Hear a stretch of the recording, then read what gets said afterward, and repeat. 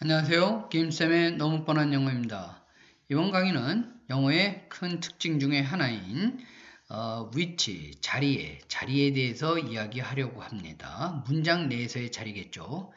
일단 간단한 예문을 볼까요?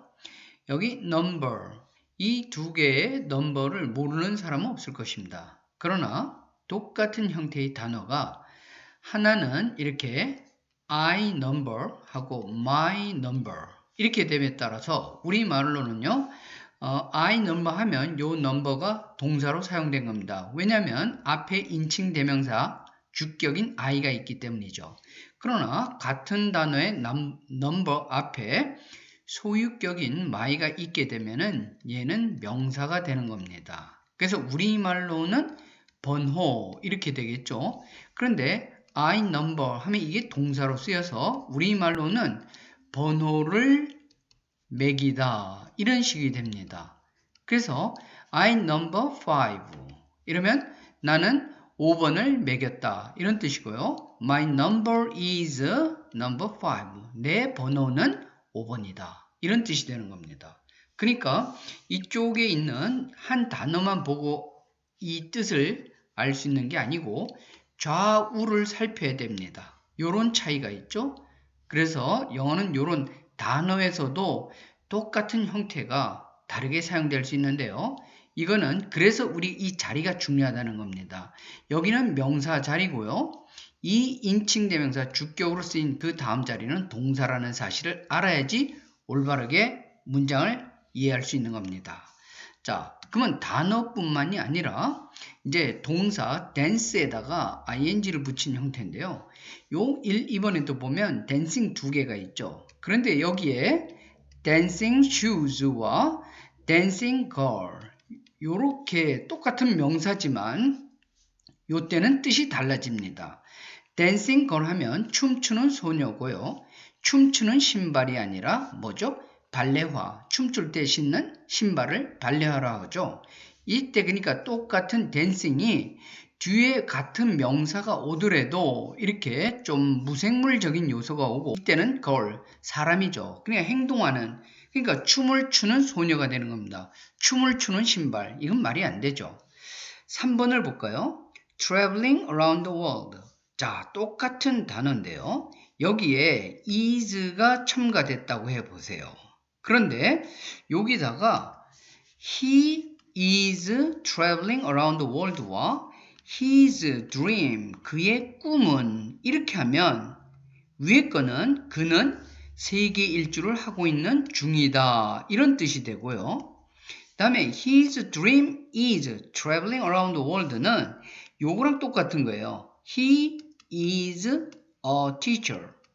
자, 그래서 a teacher는 바로 he, 주어의 정체를 밝혀주는, 주어를 보충해주는 주어 보호죠.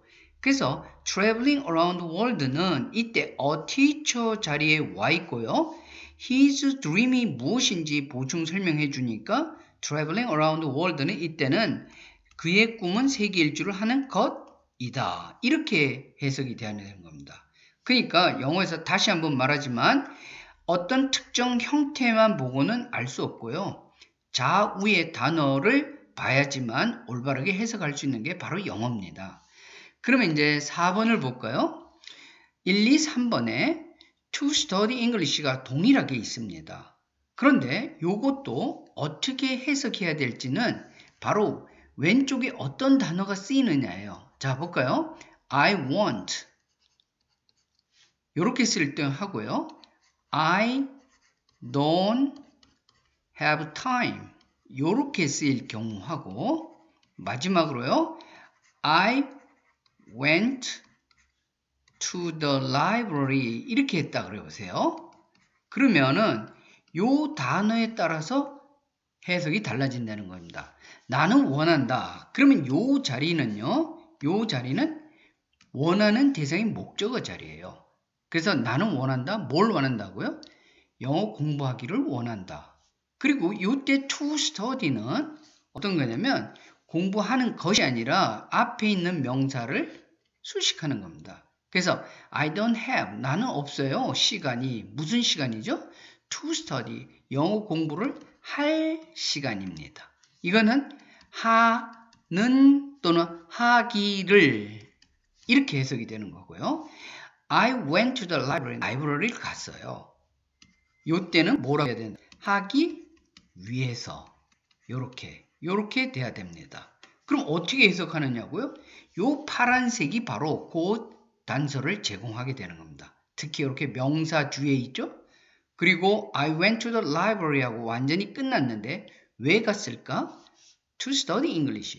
요렇게. 그래서 전적으로 to study English만 봐서는 해석을 올바르게 할 수 없는 게 영어입니다. 그렇기 때문에 영어에서는 결론 내리면요. 명사와 형용사 또 부사 이게 문장에서 주요소죠. 사실 부사는 뭐 주요소라고는 할 수 없지만 이 네 개의 품사의 단어에 뭐를 알아야 된다고요? 자리 또는 위치를 알고 있어야지만 올바른 그 기능을 우리가 파악할 수 있습니다. 아까 얘기했던 number, 또 to study English, 뭐 dancing, traveling around the world 이런 동일한 형태가 여러 가지로 해석이 될 수 있다는 것을 잘 알아야지만 영어를 잘 이해할 수 있습니다. 감사합니다. 여러분들 많이 구독해 주시고요. 또 좋아요, 댓글로 응원 부탁합니다. 감사합니다.